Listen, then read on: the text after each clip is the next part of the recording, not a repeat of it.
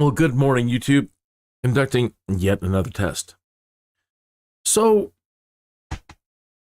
the alpha weekend, I pushed this machine as hard as I could to try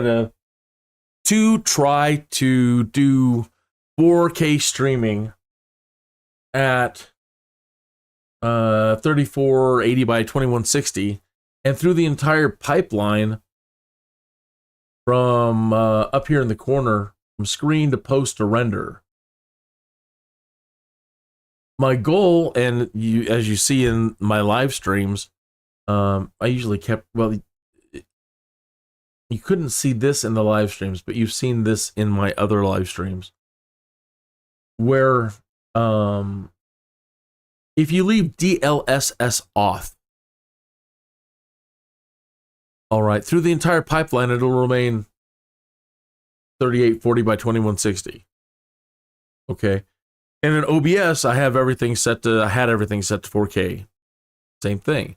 So that from the screen all the way to your screen, or the best we can, getting it to YouTube, everything indicated that we were doing, full pixels. But my PC was running at 98%. The graphics card, pushing 98%, fans maximum, heat pouring out of the thing like mad. Plus, I'm streaming. All right, so in an attempt to try to find that sweet spot between graphic quality and an early demise of my computer as we go towards 2024 and do a lot of streaming. So why use DLSS? Now, I'm not entirely sure. I kind of understand what it's doing, but not fully. So here's what it does, though. It takes whatever screen image you have, and then it lets an AI loose on it, as I understand. It's the best way I can mentally conceive it. And that guy does everything he can, in this case when you're set to quality, to make it look the best it can by working its voodoo. But in doing so, it tightens up the image. So if you look in the upper corner, that's what's going on right now. My desktop screen and post are 3840 by, well, roughly 2065. So there's a little bit of a scaling issue that I need to address somewhere in the Nvidia settings to yada yada yada. Okay, but it's just a few pixels, no big deal. But if you look at the render up there, it's 2560 by 1377. So it's taking the 4K image and it's trying to make it look the best it can, and then it's applying a compression and puts the render down.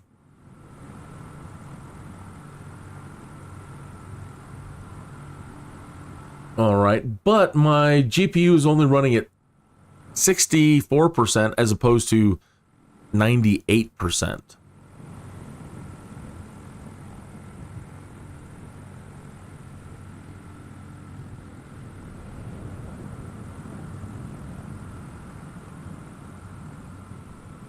So that's good. My computer's not freaking out. It was pretty stable. I was, dropping a couple frames here and there over the weekend, but it wasn't bad at all. Not catastrophic in any way. This is a beast of a machine. And it's the AMD 7800X3D, the Ryzen 7, and then the Nvidia 4070 Ti Super with 32 gigs of RAM. And I'm going to be bumping that up here shortly to 64 for 2024, because I do multitask. Okay. Uh-oh, cats are fighting outside. Hey, you guys, whatever's going on out there, you better quit it. Darn cats. Okay. Grab my coffee. Hope you're having a great day. Cheers. Here's to your health, well-being, and prosperity. And an aside, while I'm grabbing coffee, and we're just sitting here looking at the lighting, I'll change the weather here and keep an eye on our FPS. Right now, I've got the FPS capped in the Nvidia control panel. I've got VSync off, but the same thing is kind of applying. I'm applying a frame rate, so I don't know. Well, we'll turn it on in a minute, and it might be redundant. So why would I? And people are like, "Well, why are you capping it?" Well, when if I just let it go. Last night I was doing 100 frames or more. You know, I was working on trying to find a little bit of performance last night. So I got to the point where it's hauling ass. Doing 100 frames. But fine, that's great. That's really cool that this machine can do that. And while streaming. But it's really only doing, you know, 60 frames and throwing out the rest through the pipeline, as I understand. You might have more knowledge on this. You can clarify that that's what's happening, that if I'm doing more than 60 frames, I'm just literally throwing those frames away because it has to make its way into OBS at 60 frames, which it's set to. And then YouTube is ingesting for a 60 FPS stream, not a 120 FPS stream. So, what do you think? Do you think that it's better to have the maximum number of FPS going on? Because visually at the tail end, when it comes out on YouTube, it will still look better. Or it's a waste. No matter what, you know, all of that extra FPS going on won't make a lick of difference when it meets the viewer's eye on YouTube and how it makes it there. It's only going to take in 60 FPS. So, I don't know.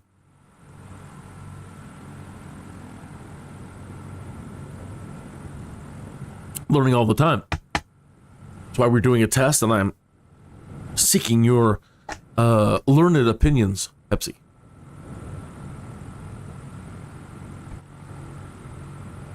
All right.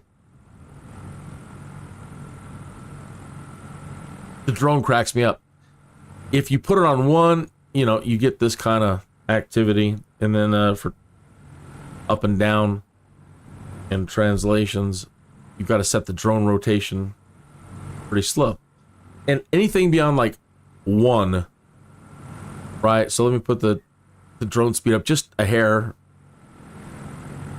9. Whoops, that's the lighting one. That's not so bad. But let's just say you're not paying attention to the numbers and you're like, well, I'll just pull it up a little bit. Gads, man. And I've got that one set to slow. Okay, that one we can definitely turn up a tiny bit. Let's see. Yeah, that's better. I guess this is awesome if you you really want to cover large distances with the drone, because now I've got it opened up all the way. Ah, that's moving. Uh-oh, we dropped to 41. And I am not. I've actually pulled back on a lot of my graphics settings right now. Not. I'm just, you know, I'm not going below high. I think in some cases, some things, sure, just not needed at the moment. Right now, we're in an airport. We're not looking at trees and bushes and grasses.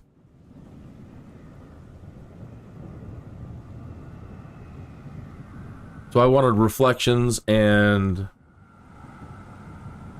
high quality textures and lighting.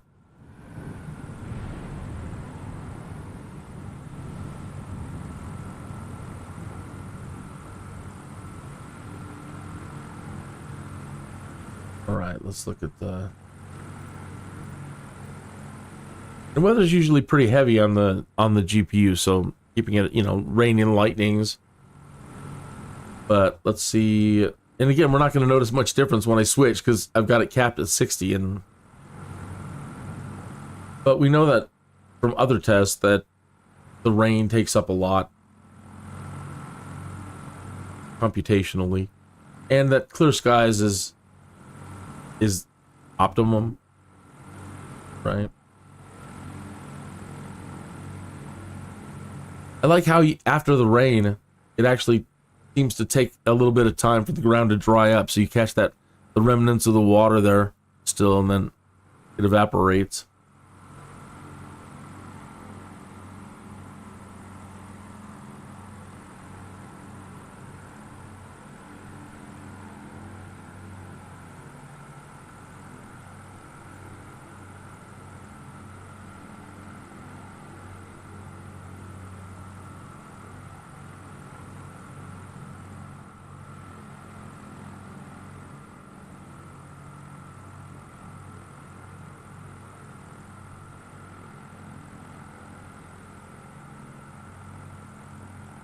I've got a texture problem with my emerald objects. Like the cranes and towers are all illuminating in pink.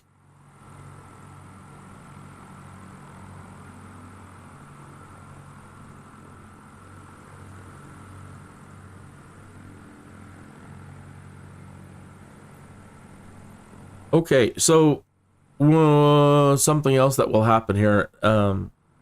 This is mostly to test it at this setting here, but I do want to show you what happens. And when you change the DLSS settings to balanced and performance and ultra performance.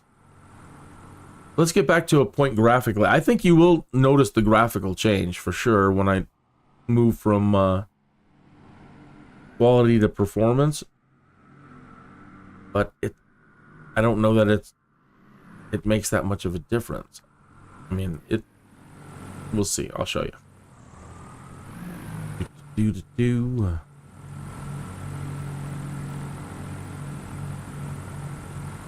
to a point where we have the lights again and the rain. And I like the high humidity. I like anything that puts like some haze in the air, because you know it just doesn't seem real without a little bit of haze in the air to me. It's a cinematic trick as well, you know. You'll notice that with certain films that some directors will take the time to make sure that there's some noise going on in the environment.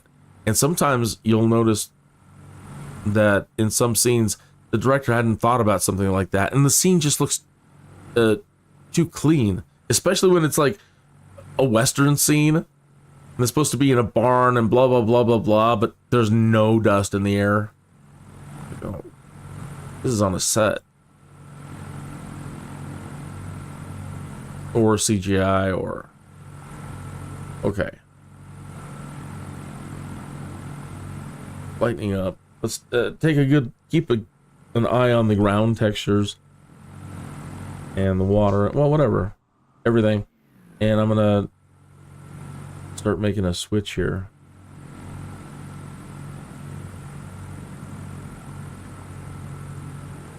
Okay, so it's going to start compressing it even more, pressing it down. It's still set at super resolution.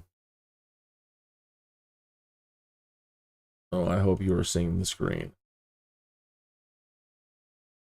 Oh, good. Okay, so it's still set at super resolution here, but now under that I'm going to adjust quality to... Okay, we'll do auto and let's see what happens. It goes to 1920 by 1033. That's so small for my eyes to read. 1033.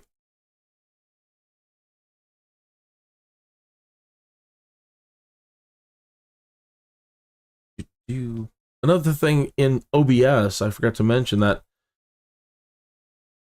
in OBS, I set my base canvas, and maybe I did say it, I set my base canvas and my render to the same thing that it was at up here. I didn't set it for an initial 3840 either. I just wanted it to ingest whatever is being rendered from the software here. Okay. So now let's go to, oh, well, let's look at the scene. Spend a little bit of time in the scene with it being on auto.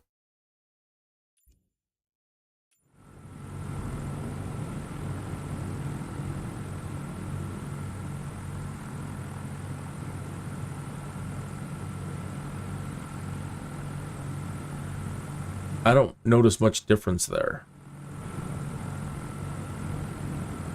The ground textures are still very, very solid.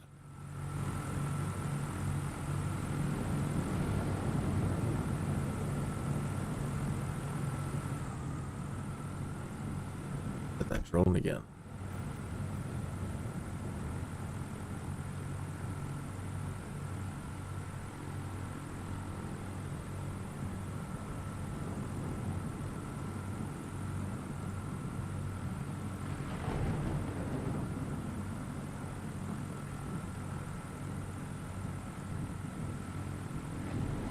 These windows don't have that 3D applied to them. I noticed that in London in the 2024 version. I haven't gone over there to look and see if it's just part of that model in general. But you will notice certain models now, at least in 2024, like the Westminster, the windows have it looks like a 3D space behind the window. So like when they were making the model, they actually created a small room and then lit it. Or it's some sort of graphical parallax thing that they got going on. So when you go up to a window and you turn your camera side to side and move around a little bit looking in these windows, you can see depth to the room. Not with these, of course. These are all flats. But keep your eye open for even advanced windows coming soon, or maybe here. All right, so I don't see any difference, really, right off the bat. I can't say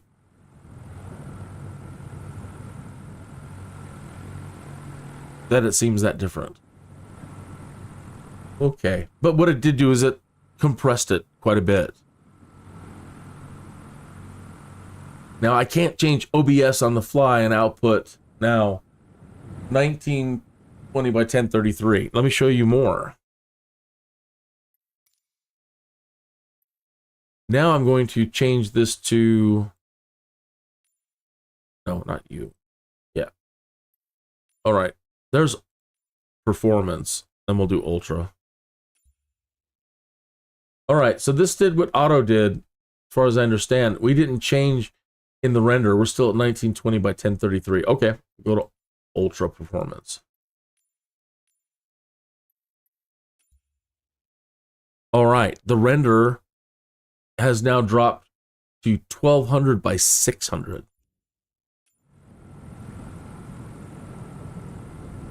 Where's our rain and water?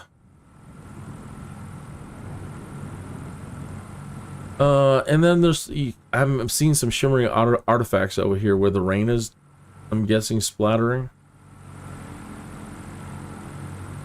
All right, so we've lost a lot of our highlights on the ground completely. So the lighting has really been cold. The ground doesn't have that 3D pop. But when you're 100 feet in the air, that 3D pop means jack. My GPU is only running at 53% now. Thanking me. But again, the render is now down to 1200 by 600.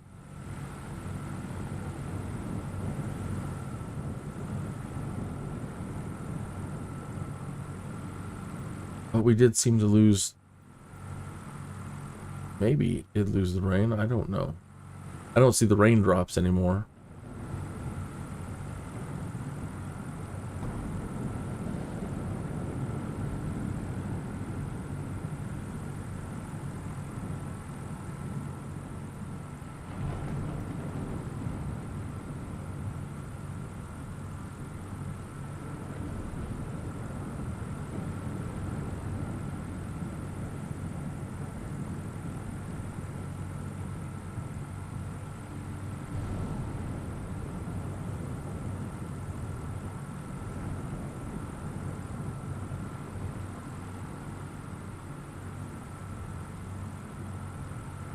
Yeah, so it's taking away our weather at ultra. It seems. Let's go back and put it back to auto. Or performance.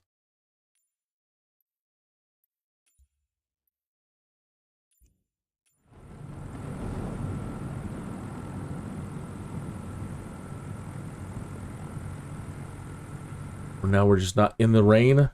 What's going on here?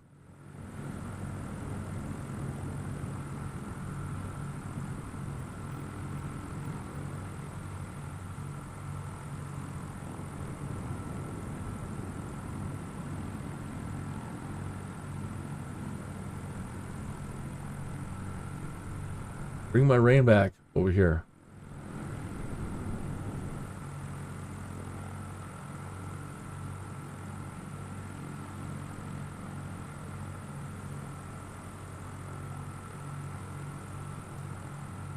Did we break the rain? Come on.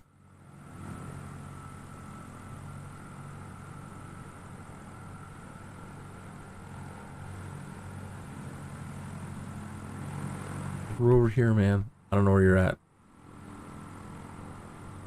Alright, so I'm seeing it just... and it may not be noticeable to you at all, but... I'm seeing some, like...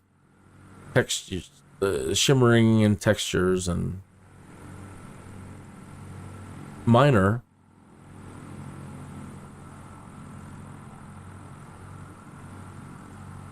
$19.20.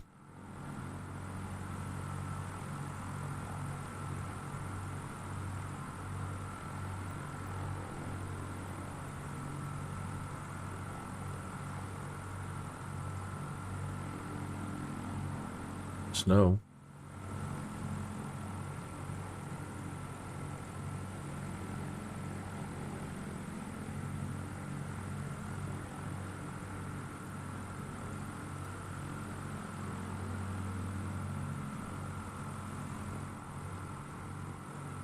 Something to give some reflectivity to the ground.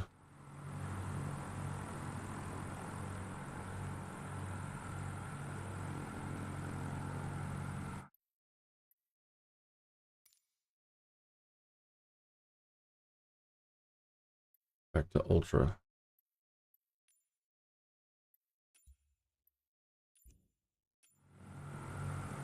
We still have it. It's still doing highlights.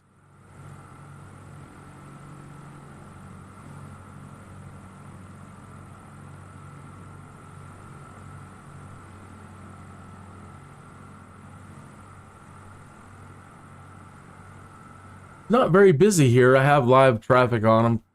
I do want to, you know, bump all that up so that the airport seems much more alive. Things are going on. Excuse me. So we can't make out the text on the truck all that well. Wah, you know?